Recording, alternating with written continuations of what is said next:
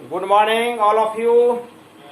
चले, लंबी इंतजार के बाद 11th का सिलेबस हम आपके YouTube में डाल रहे हैं। कितने स्टूडेंट का फरमाइश आया सर सिलेबस भी अगर आप YouTube में डाल देते तो अच्छा रहता। तो चलिए, आपकी फरमाइश को हमने पूरा किया और आज आपको हम YouTube में डाल रहे हैं सिलेबस। इसका हम ऑफलाइन में भी बताएंगे आपको इसकी विशेषता क्या है। सिलेबस जानने का ऑफलाइन में भी हम क्लास लेंगे और ये ऑनलाइन में भी आपको बता रहे हैं। इसलिए 11th के जितने भी स्टूडेंट हैं वह विचलित नहीं होंगे कि ये ऑनलाइन का क्लास स्टार्ट हो गया। हम आपको जानकारी दे रहे हैं कि जब भी आप 11th क्लास में प्रवेश करें तो आप यह जानने का प्रयास कीजिए कि आपका सिलेबस क्या है, कितना चैप्टर पढ़ना है। इससे क्या होगा कि आपको नॉलेज हो जाएगा और कोई भी टीचर आपसे चीटिंग नहीं कर पाएगा। यह सबसे प्लस पॉइंट है। सबसे प्लस पॉइंट पहले आपको अपना ज्ञान होगा। आप अपना ज्ञान हासिल करेंगे तभी तो कुछ हो सकता है। तो इसीलिए आज हम आपके बीच में सिलेबस को हम डाल रहे हैं और हम सारे स्टूडेंट से रिक्वेस्ट करेंगे आप अपने दोस्तों को भी शेयर कर देंगे और खास करके हम सीनियर से अनुरोध करेंगे कि जैसे यह वीडियो आपके बीच में दिखलाई पड़े तो जो भी 11th का स्टूडेंट है उनको आप जानकारी दे देंगे। लो भाई, यह तुम्हारा अपना सिलेबस है, यह तुम लोगों के लिए फायदे में होगा, जिससे जानकारी प्राप्त हो जाएगा। हम हिंदी और इंग्लिश दोनों में आपको देंगे। बगल में इंग्लिश भी लिख देंगे और उसके बगल में क्या करेंगे, हिंदी भी लिख देंगे, जिससे आपके सामने किसी प्रकार की कोई कठिनाई नहीं होगी। तो चलिए हम स्टार्ट करते हैं। और जब भी हम स्टार्ट करेंगे यह 11th का पहला वीडियो होगा जो आपका मूल स्तंभ होगा, जिसके बारे में आपको होल सिलेबस के बारे में पता चल जाएगा। यह बहुत इंपॉर्टेंट चीज आपको हम देने जा रहे हैं। इसलिए शुरुआत करते हैं पहले ईश्वर के नाम से। तो हम लिख रहे हैं ओम, जो पूरी सृष्टि समाया हुआ है, ओम। अब यह क्या होगा, 11th का स्टूडेंट, 11th वाले 11th का सिलेबस स्पष्ट कर दिया हमने। 11th का सिलेबस, 11th का सिलेबस पहला आपका जो चैप्टर होगा। तो चलिए इसको हम दो पार्ट में आपको समझाएंगे। आपकी सिलेबस को हम दो भागों में डिवाइड कर देते हैं और ऐसे आप जान जाइए कि आपको 14 चैप्टर पढ़ना है। उसी 14 चैप्टर को हम दो पार्ट में खंडन कर देते हैं, पार्ट 1 पार्ट 2। दो पार्ट में आपको डिवाइड कर देते हैं। तो पहला हम दे देते हैं पार्ट 1। पार्ट 1 में क्या सब आएगा, तो चलिए first number some basic concept of chemistry. Some basic concept of chemistry, जिसका हिंदी हुआ रसायन विज्ञान की कुछ, रसायन विज्ञान की कुछ मूल अवधारणाएं,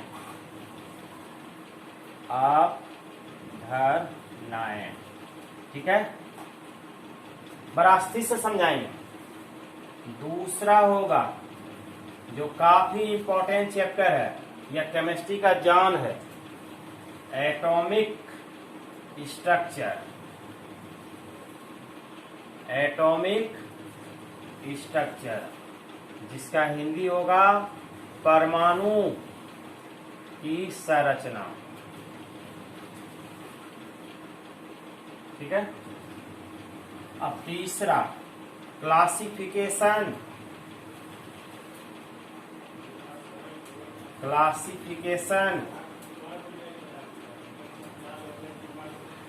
ऑफ एलिमेंट्स।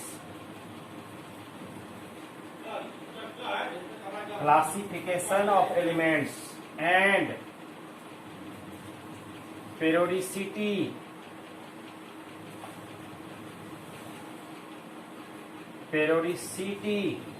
in property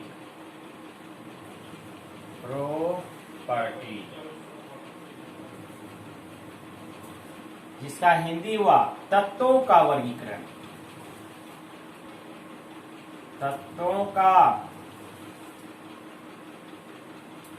वर्गीकरण, तत्वों का वर्गीकरण और गुणों में, इन मतलब में, गुणों में आवर्तीकरण, गुणों में आवर्तीकरण। चौथा नंबर केमिकल बॉन्डिंग, जो इंपॉर्टेंट है। Chemical bonding and molecular structure, molecular structure जिसका हिंदी होगा रासायनिक बंधन, रासायनिक बंधन और आणविक संरचना,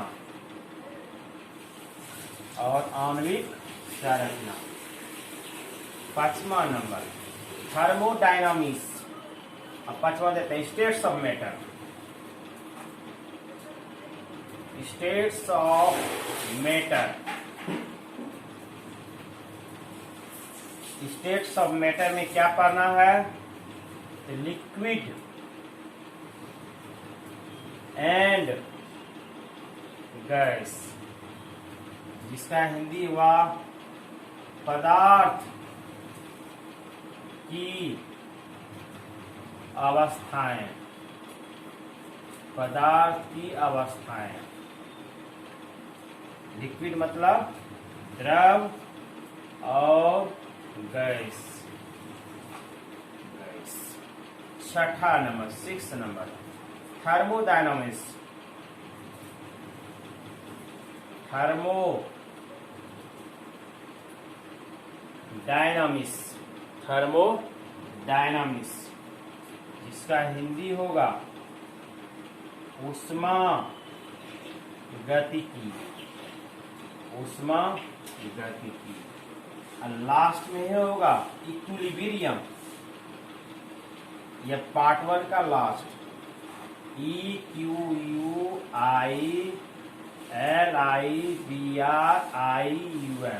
इक्विलिब्रियम जिसका हिंदी होगा साम्यावस्था,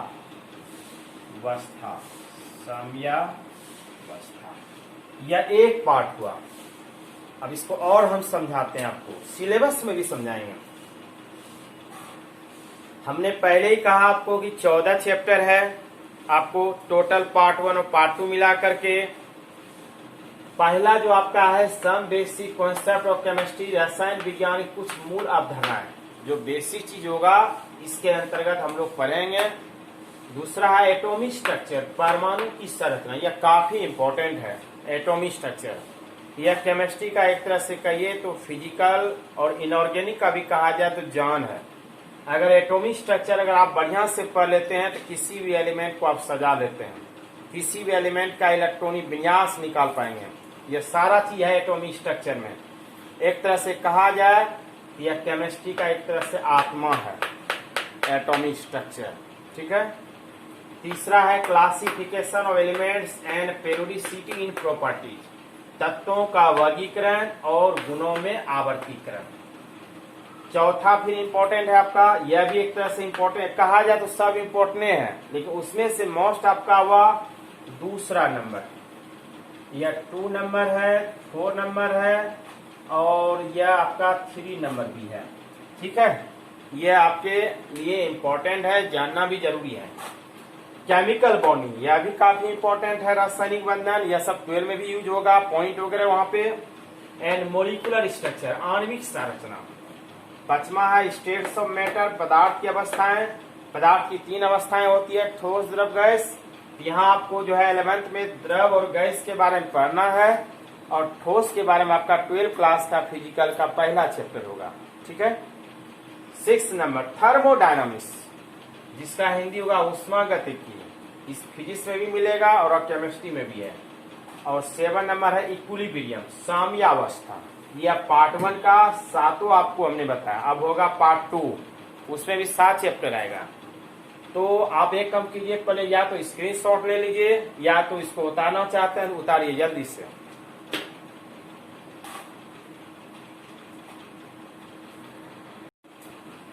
चलिए, हो गया उतारा हुआ। अब देखेंगे पार्ट 2। पार्ट 1 का 7 चैप्टर हो गया, पार्ट 2 का। ये हमने सहूलियत के लिए इसको पार्ट 1 और पार्ट 2 बना दिया। पार्ट 2 में first number redox reaction. Redox,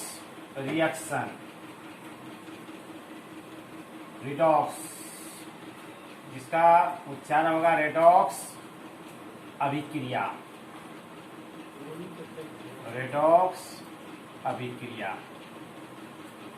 अगर रेडॉक्स रिएक्शन नहीं बोल करके, अगर आप चाहते हैं इसको तोड़ के बोलेंगे तो लिख देते हैं या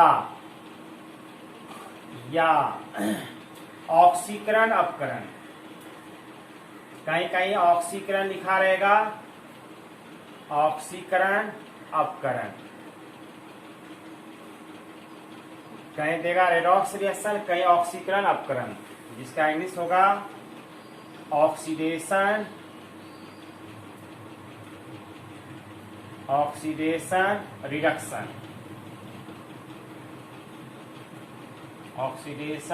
रिडक्शन। पार्ट 1 हुआ। दूसरा हो जाएगा हाइड्रोजन।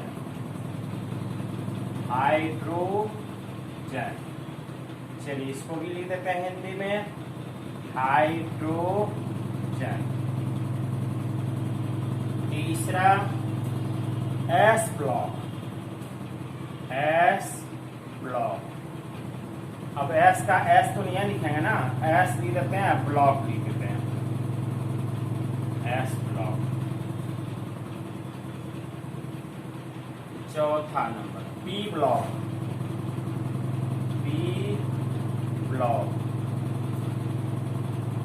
चलिए, यही देते हैं पी ब्लॉक। यह आपको सहूलियत के लिए हमने दे दिया। चौथा। 5वां नंबर ऑर्गेनिक केमिस्ट्री। आ गया बाबू साहब, organic chemistry.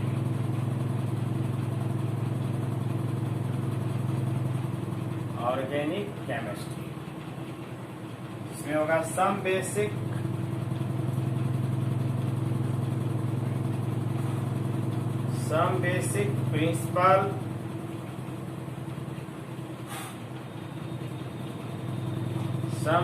Principal and technique.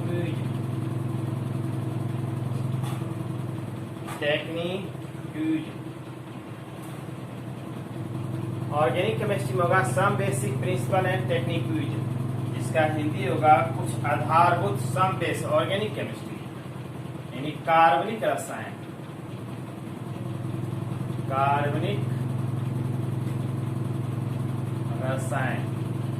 अब इसका हिंदी हो जाएगा कुछ आधारभूत सिद्धांत। आधारभूत प्रिंसिपल मतलब सिद्धांत तथा तकनीकी।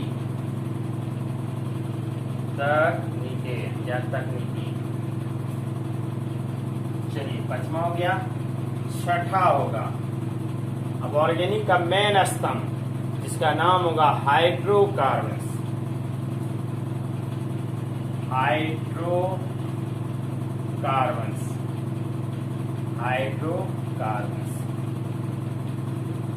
हाइड्रोकार्बन। ये सब आपकी सिलेबस। ऑर्गेनिक में यह सबसे इम्पोर्टेंट है। ऑर्गेनिक में कहा जाए सबसे मेन स्तंभ होगा हाइड्रोकार्बन, इसी से उत्पत्ति होगा। और लास्ट में आपका 7 नंबर होगा इन्वायरमेंटल।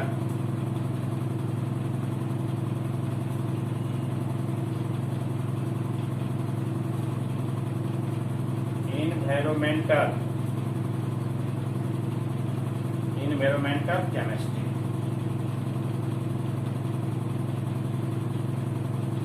इसका हिंदी होगा पर्यावरणीय रसायन। पर्यावरणीय रसायन ये आपकी सिलेबस था। हमने सिलेबस के बारे में जानकारी दे दिया। पार्ट 1 में आपको 7 चैप्टर है, पार्ट 2 में भी आपका 7 चैप्टर हुआ। 7 चैप्टर 7। चलिए इसको रिवाइज करा देते हैं आपको सिलेबस में भी। रिडॉक्स रिएक्शन, इसका है रेडॉक्स अभिक्रिया, या इसी को कहा जाता है दूसरे तरह से ऑक्सीडेशन रिडक्शन। किसी किसी बुक में रेडॉक्स दिया रहेगा, किसी किसी बुक में लिखा रहेगा ऑक्सीडेशन रिडक्शन। विचलित नहीं होंगे, दोनों का मतलब एक होगा। इसके बाद होगा hydrogen, S block P block. उसके बाद 5वां होगा organic chemistry, some basic principle and technique, यानी कार्बनिक रसायन, कुछ आधारभूत सिद्धांत हर तकनीकी। हाइड्रोकार्बन।